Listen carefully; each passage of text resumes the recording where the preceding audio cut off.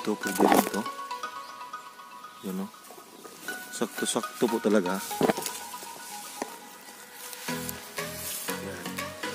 Diyan natin ilagay. So dito, meron din dito. Yun o.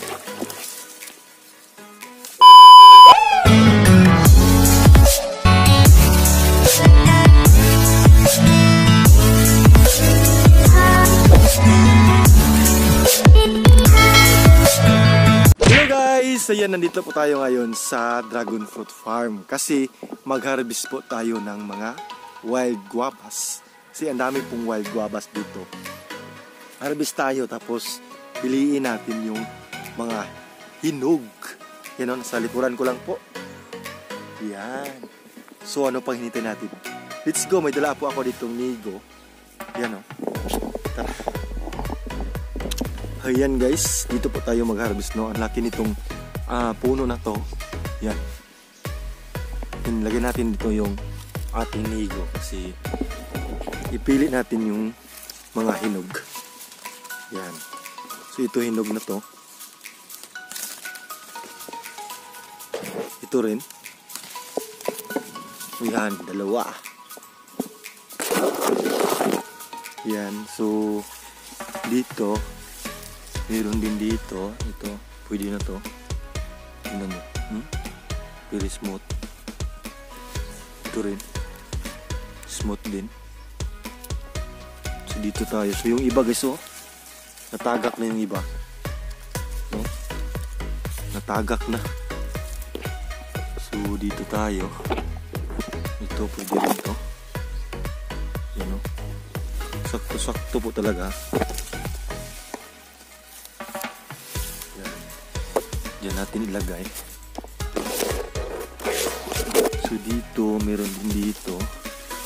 Yun o. Ito rin.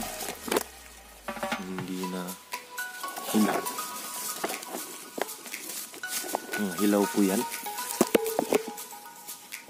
Kasi malaman po natin pag hilaw yung wild guava. Pag naganyan mo po, pag matigas, yan po ay hilaw. So dito tayo.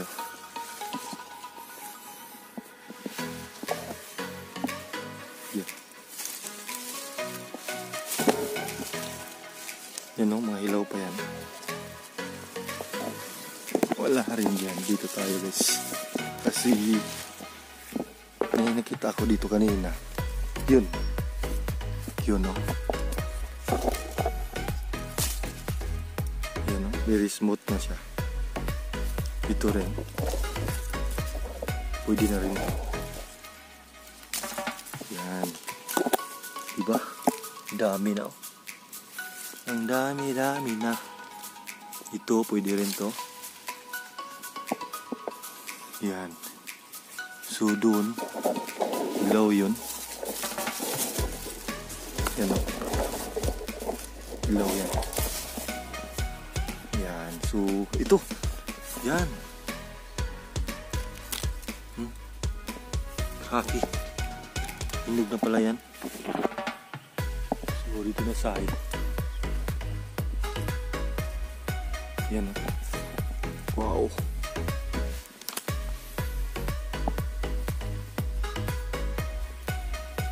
Ito rin.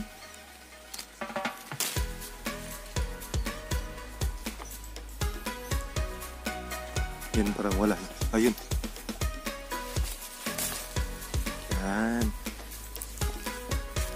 Yun guys, meron pang malaki oh. Yan. Tsaka ito, pwede rin to. Ay, hilaw na to. Sayang. Sayang. Ha? Oh. So punta tayo dito sa mga malalaking bayabas doon kasi meron po doon mga malaking bayabas sa likuran ni Tatay Andres, no. Kasi dito parang tapos na tayo dito. Wala na. So, doon tayo sa kabila. Tara. Yan. Yun tayo sa likuran ni Tatay Andres sa kanyang munting bahay kubo. Yan, ang dami, di ba? Dami nating na-harvest. Dito sa kalikuran niya, mayroon po ditong wild bayabas. Yan. Yun, no? See? Oh, hindi pa ito wild bayabas. Ito po ay mga imported. Kasi malalaki po ito. Yun, no? Wow! Kita nyo yan. Diba? Ang laki. Yun, no? Ito, nasira na. Pero ito, mayroon ditong malaki. Mayroong malalaki bayabas dito. Ito, yun, no? Yung malaking bayabas. Ito maliit pa, hindi pa po ito pwede. So ito na lang yung isa. Ito rin is nalalanta na siya, parang patay na po ito. Hindi na po ito makain kasi parang nasira dahil siguro sa tag-init or ano ba. Hindi ko alam kung ano yung sanhi niya pagka sira niya o pagka bulok niya. Diba, sayang na sayang. So ito na lang yung malaki. Yan, o. Wow. Fish. Yan. Yun. Diba? Piri fish at saka ang laki niya. No? Yan, punta na tayo doon. Kasi maghanap tayo, guys. Kasi meron ako dito nakita na bayabas din. Malapit sa bahay kubo ni Tatay Andres. Yan. 1, 2, 3, 4, 5, 6, 7, 8, 9, 10, 11, 2, 4, 6, 8, 10. So 16 po. Including po sa malaking bayabas. So dito naman na side, guys, oh, meron dito kunti rin. Diyan, oh. Yan, guys, oh. Diba? Meron siyang mga bunga pero maliliit pa lang. Yan, oh. Maliit pa lang yan, guys. Diba? Maliit pa yan. So dito na lang tayo sa ito. Pwede na siguro to. Yan. Diba? Pwede na siguro to, guys. Laki niya, oh. Pero okay na to. Yan. Hinog na siguro to. Diba? So ilagay natin sa ating mga lalagyan. Ayan. Wow, grabe. Ang sarap nito, guys. Alam nyo ba, guys, na yung bayabas is more on vitamin C? Yes po, marami po tayong makukuha na vitamin C, no? At saka meron ako dito na harvest na ito po ay pang sago ng mga manok. Kinulang manok, ganyan, native chicken. Ito po ay shooties, tawagin sa amin. So nag-harvest na lang din ako dito kasi meron po kaming tanim dito. Yun, no? Yun po yung puno niya. Pakita ko sa inyo, guys. Ito po ay shooties. Shooties kung tawagin sa amin. Ang dami kaya nito. At saka mahal din po ito, guys. Kasi yung samahan ko, sabi niya, mahal daw ito sa mga grocery o sa mga public market, no?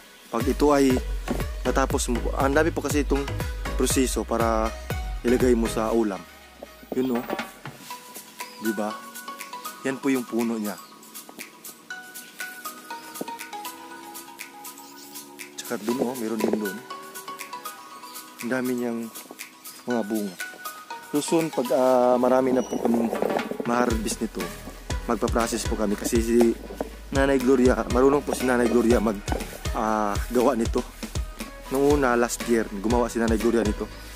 Ang dami niya nakuha, mga 4 na sako. Tapos niluto niya kasi need pa po ito i-dry bago mo ilagay sa pampalasa ng ulam, diba?